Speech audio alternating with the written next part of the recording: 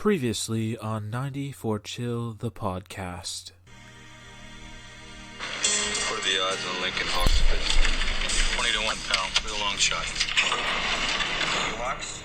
Let's go. The world meets nobody halfway. Remember that. I don't have a father, sir.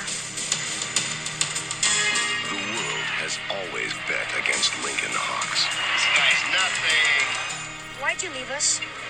It won't happen again. What my grandson found. I don't care how you do it. Do it. But a winner never listens to the odds. Whatever happens, I want you to stay with him.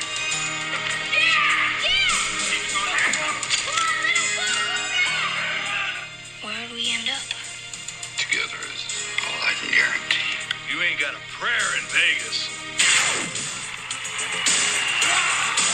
You never had anything, so you have nothing to lose. All I want to do is hurt him, cripple him, get him off the table. All I care about is you. You're my boy. You understand? The world beats nobody halfway. Now is the time to do for yourself. I'm all you. Over the top, Dad! Over the top! Sylvester Stallone, Over the Top.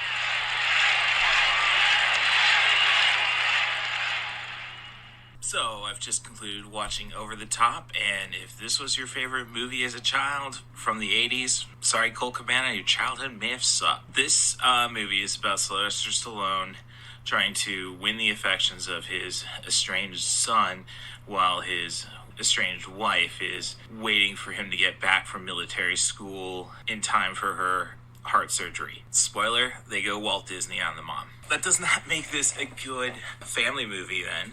I mean, if you're a kid, I guess you just really enjoy the last half hour of the arm wrestling, because I would have smacked that. I wanted to smack that kid, and it's not the actor's fault. It's just how they created him. Robert Loggia is your antagonist, the grandfather who does not want Link Hawk Stallone in his son's life. Really, there's not much energy behind that character. The arm wrestling in the last half hour is fun, but the rest of the movie is just a waste.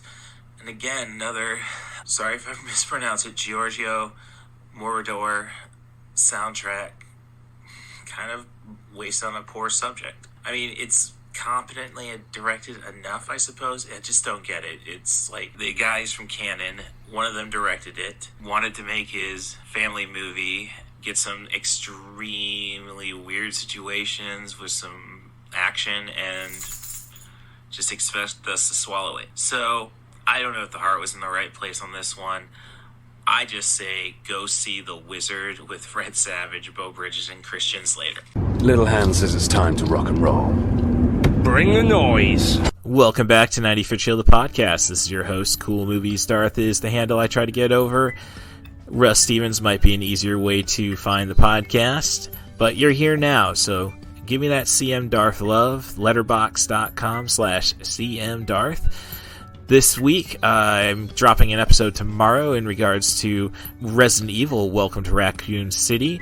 I think that was a charming enough attempt to reboot the franchise. If it can get a sequel, I think there's a lot of potential there. And it's also relatively cheap most of the time on iTunes.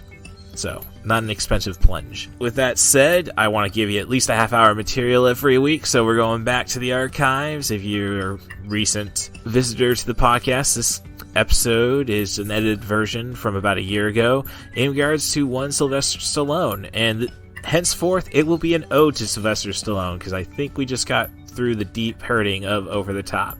Maybe not his worst. I still probably feel most insulted by, I think, is where I stand with that one.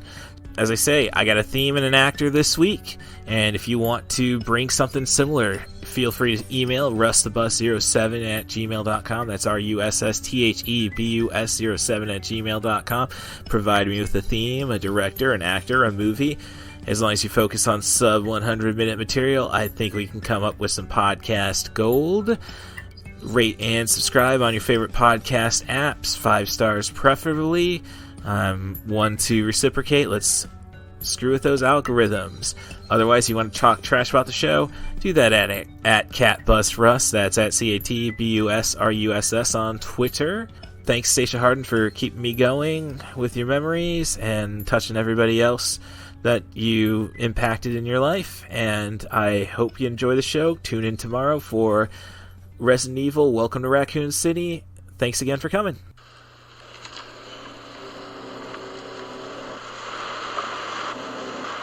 Is this trip business or pleasure? Pleasure, I hope. Welcome to the United States. Hamer Reinhardt, sometimes called Wolfgar. Born Frankfurt, Germany, 1946. Educated Paris and Patrice Lumumba University, Moscow. Currently self-employed. Occupation, international terrorist.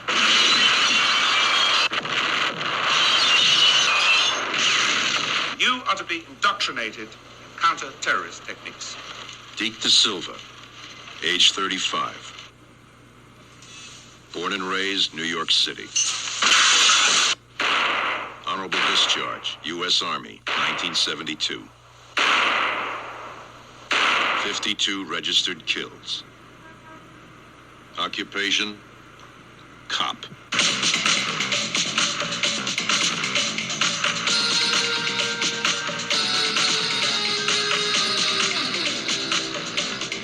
One man can bring the world to its knees. And only one man can stop him.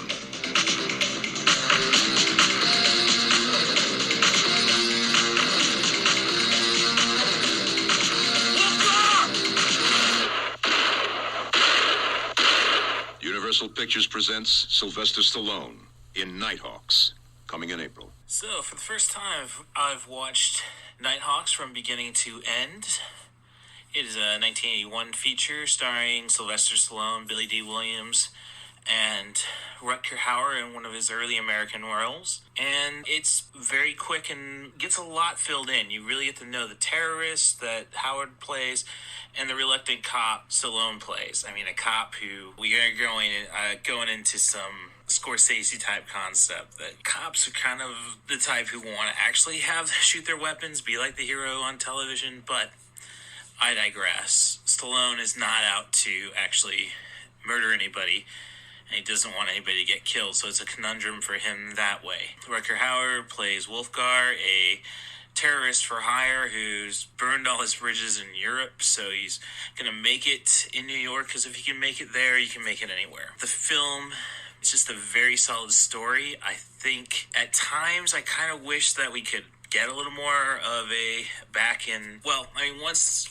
Wolfgar meets Stallone's character, Deke, the movie just goes off and running. There's really only, say, 2 action set pieces, 3 if you count the the final bit, and it has an excellent soundtrack that really makes it flow quickly, like, say, an Argento movie. It's Keith Emerson who did the soundtrack for Inferno. I mean, all the characters are simple, but you understand them, and they're portrayed very brilliantly, especially Rutger Hauer, who mixes up his accents and such to prove how suave he is as a real evil person. You say it just runs at a great pace. The only thing I would have liked is more of a back and forth dynamic building up to it. Like, I could see doing some different edits, but you can't really argue with the end product. It's just a great character for Stallone, and you kind of wish he'd stick to more of those.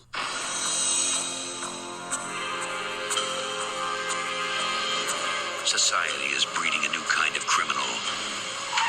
It's also breeding a new kind of cop. Meet Cobra. He does the job nobody wants.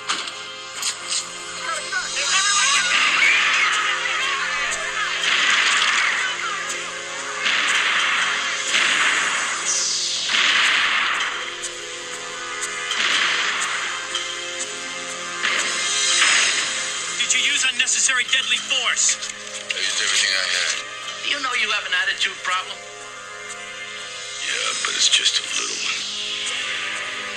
Do you think you would recognize me if you saw him again? The tall one? Yeah, the one that wants to kill you. Do what you have to do to get a lead on this maniac. And if I find him? Do what you do best.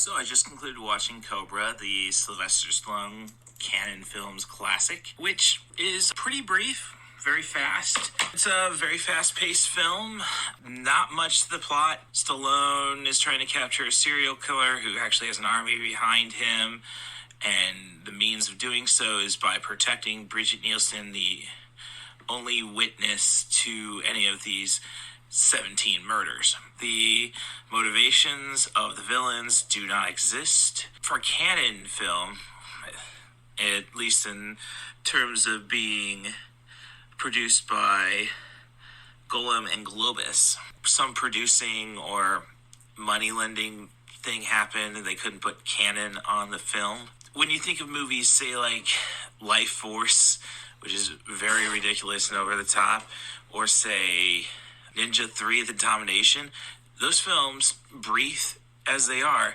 they take Life Force, not so brief, but with Ninja 3, The Resurrection, about a ninja, an evil ninja, possessing an aerobics trainer, they explain everything about the villain, so you know what you're up against.